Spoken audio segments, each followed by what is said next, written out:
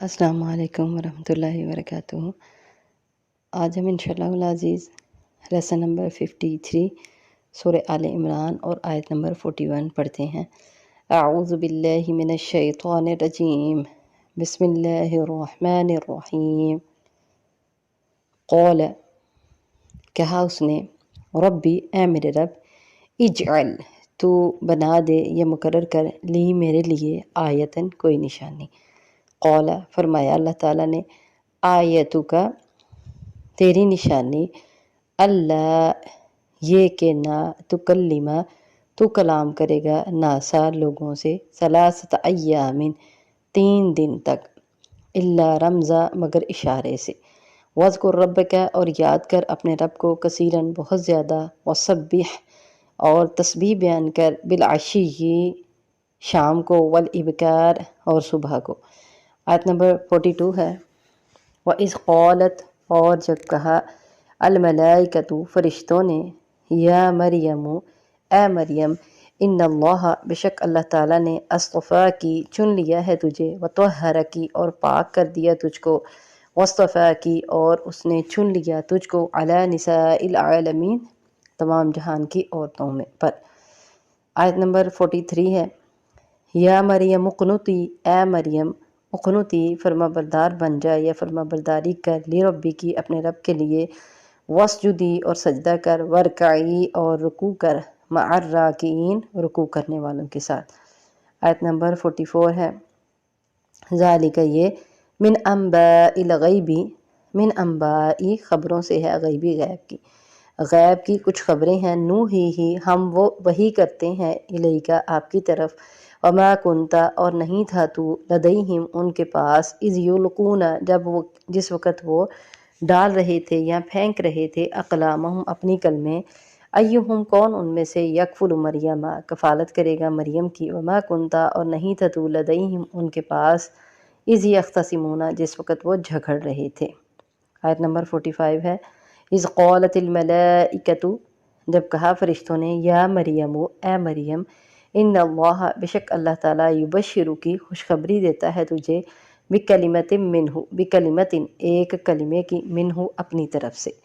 اسمہ، اس کا نام، المسیح، مسیح، عیسیٰ ابن مریم، عیسیٰ ابن مریم ہے، وجیہن، وہ آبرو والا ہے یا مرتبے والا ہے، فی الدنیا، دنیا میں، والآخرتی، اور آخرت میں، ومن المقربین، مقرب کیے گئے لوگوں میں سے ہوگا۔ السلام علیکم ورحمۃ اللہ وبرکاتہ۔ اب ہم لیسن نمبر 53 میں سورہ آل عمران کی آیت نمبر 41 کی ڈیٹیل کرتے ہیں۔ تو آیت نمبر 41 میں اللہ تعالیٰ نے ارشاد فرمایا،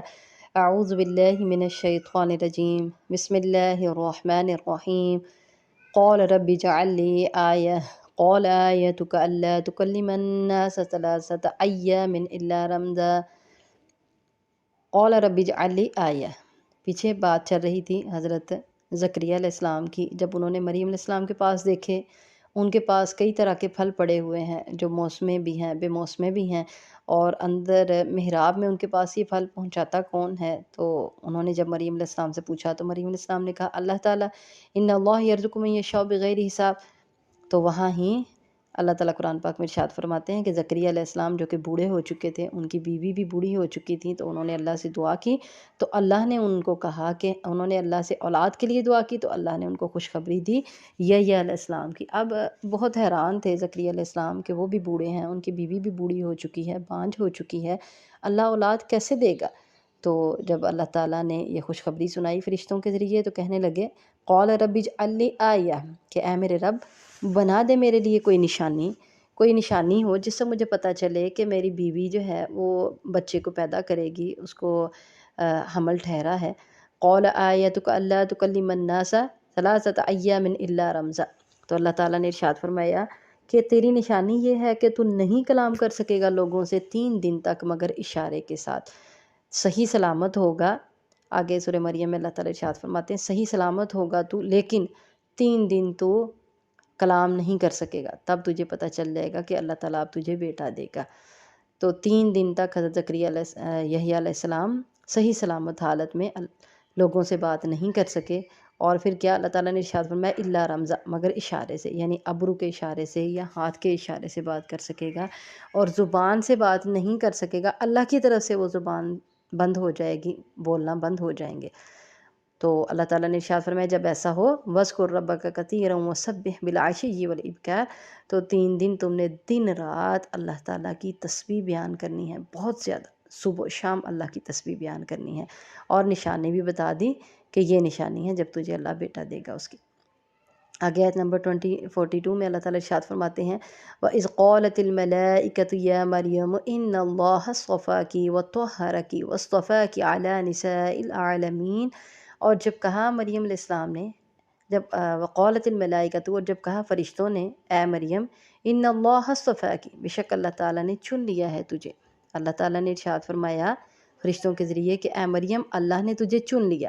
اللہ نے تجھے برگزیدہ کیا، تجھے چن لیا، وطہرکی، اور تجھے پاک کیا، واصطفاکی علی نساء العالمین، اور تجھے چن لیا تمام جہان کی عورتوں پر۔ یہاں ایک لفظ ان اللہ اصطفاکی لفظ 2 مرتبہ آیا کہ اللہ نے تجھے چن لیا۔ تو چننے کا جو 2 مرتبہ ذکر آیا ہے، یہ بھی ہو سکتا ہے کہ تاکید کے لیے ہو صرف، اور یہ بھی ہو سکتا ہے کہ پہلا چننا جو ہے وہ بچپن میں مریم علیہ السلام کو جو اللہ تعالیٰ نے چنا، یعنی ان کو شرف قبولیت بخشی، جیسا کہ ہم نے پیچھے پڑھا ہے فَتَقَبَّلَهَا رَبُّهَا بِقَبُولٍ حَسَنٍ وَأَنبَتَهَا نَبَاتًا حَسَنًا، کہ اللہ تعالیٰ نے اس کو شرف قبولیت بخشی جو ان کی ماں نے ان کو وقف کیا تھا اللہ کی خاطر۔ تو دوسرا چننا وہ ہے کہ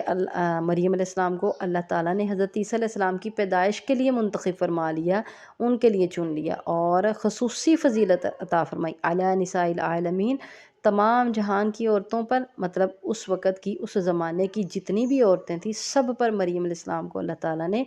فضیلت دی، کیونکہ اس طرح کی بہت سی حدیث مریم علیہ السلام کے بارے میں بھی ہیں، خدیجہ رضی اللہ تعالیٰ عنہا کے بارے میں، فاطمہ رضی اللہ تعالیٰ عنہا کے بارے میں، اور عائشہ رضی اللہ تعالیٰ عنہا کی فضیلت کے بارے میں بھی مذکور ہیں۔ نبی کریم صلی اللہ علیہ وسلم نے ارشاد فرمایا کہ مردوں میں تو بہت سے کامل ہوئے ہیں، لیکن عورتوں میں آسیہ زوجہ فرعون اور مریم بنت عمران ہی کامل ہوئیں، اور عورتوں پر عائشہ رضی اللہ تعالیٰ عنہا کو اس طرح فضیلت ہے جس طرح سرید کو باقی کھانوں پر فضیلت حاصل ہے۔ تو اس میں عائشہ رضی اللہ تعالیٰ عنہا کی فضیلت کا بھی تذکرہ ہے،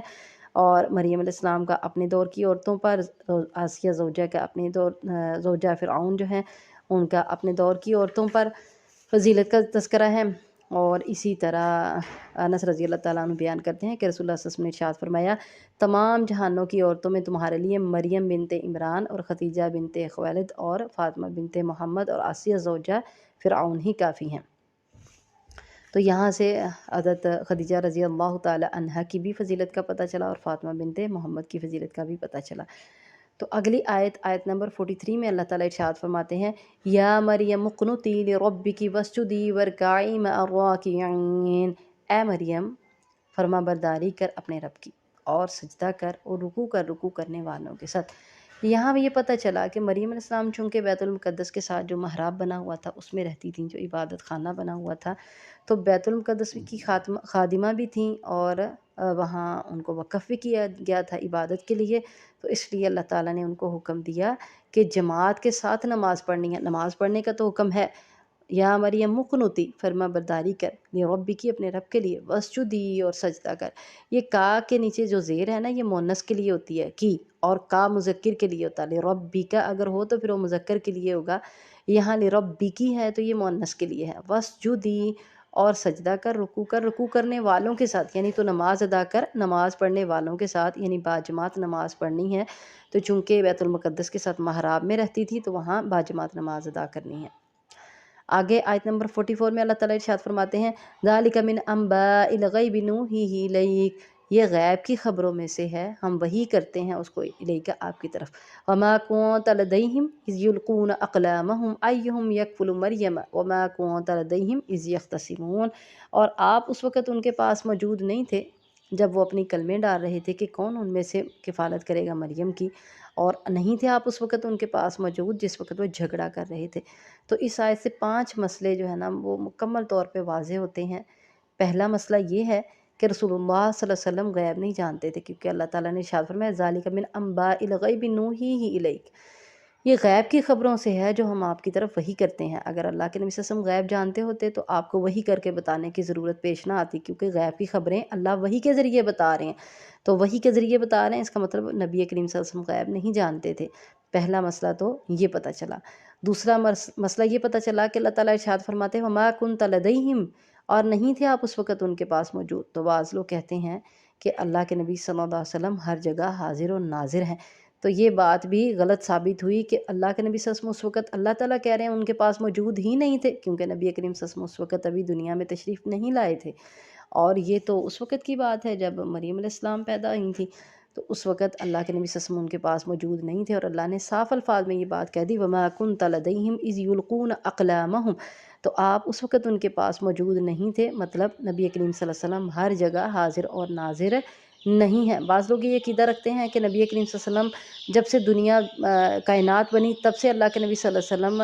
موجود ہیں، اور یہ کائنات بنی ہی آپ کے لیے۔ اور بعض لوگوں کا یہ عقیدہ ہے کہ نبی کریم صلی اللہ علیہ وسلم ہر وقت ہر جگہ پیدائش سے پہلے بھی اور پیدائش کے بعد بھی اور وفات کے بعد بھی موجود ہیں، تو یہ بھی غلط ثابت ہوا، کیونکہ اللہ کے نبی صلی اللہ علیہ وسلم اس وقت موجود نہیں تھے، تو پتہ چلا آپ ہر جگہ موجود نہیں ہوتے۔ اِذْ يُلْقُونَ أَقْلَامَهُمْ، جس وقت وہ ڈال رہے تھے اپنی کلمے، أَيُّهُمْ يَكْفُلُ مَرْيَمَ، کون ان میں سے کفالت کرے گا مریم کی۔ تو یہاں سے یہ بات پتہ چلی، یہ جو قرآن اندازی والا معاملہ ہے یہ غلط نہیں ہے، قرآن اندازی کر سکتے ہیں، چونکہ مریم علیہ السلام ایک خاص تھیں جو ہے نا جن کو اللہ کی عبادت کے لیے وقف کیا گیا تھا۔ تو ایسے ہی ہمارے بھی بہت سے لوگ، بہت سے بچے جو دین کی خدمت کرتے ہیں، دین کی تعلیم حاصل کرتے ہیں، دین کی تعلیم کے لیے وقف کر دیے جاتے ہیں کہ وہ دین کی تعلیم حاصل کریں گے، اس کو آگے پھیلائیں گے، تو ہمیں بھی اس قدر شوق سے ان کی کفالت کرنی چاہیے۔ دیکھیں یہاں کس قدر شوق رکھ رہے ہیں کہ اس کے دعوے دار بہت زیادہ ہیں مریم علیہ السلام کی کفالت کرنے کے، تو چونکہ ان کی کفالت کرنے کے دعوے دار یا پھر شوق رکھنے والے بہت زیادہ تھے، اور حقدار بھی کئی لوگ سمجھ رہے تھے اپنے آپ کو، تو اس وقت قرعہ ڈالنے کا جو ہے وہ فیصلہ کیا گیا۔ تو یہاں سے پتہ چلتا ہے کہ یہ شریعت میں غلط نہیں ہے قرعہ ڈالنا، ہاں اس کو غلط طریقے سے ڈالنا، جیسے کہ یہ کام کرنا چاہیے یا نہیں کرنا چاہیے، اور وہ قرعہ نکلے تو اس سے فال لینا،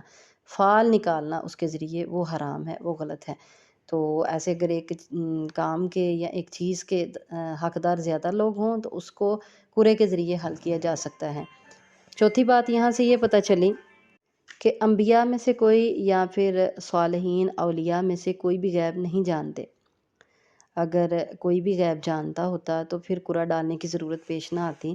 کیونکہ بیت المقدس کے جتنے بھی خدام تھے اس وقت اور پیغمبر بھی تھے زکریا علیہ السلام، ان سب کو قرعہ ڈالنے کی ضرورت پیش آئی۔ اگر وہ جانتے ہوتے کہ ان میں سے حقدار کون ہے یا قرعہ کس کے نام کا نکلے گا تو قرعہ ڈالتے ہی نہ۔ تو یہاں سے یہ بات بھی پتہ چلی، اور جیسے پیچھے بھی ہم نے پڑھا کہ اللہ کے نبی صلی اللہ علیہ وسلم بھی غیب نہیں جانتے تھے، تو مزید پتہ چلا کہ کوئی اور نبی بھی غیب نہیں جانتے تھے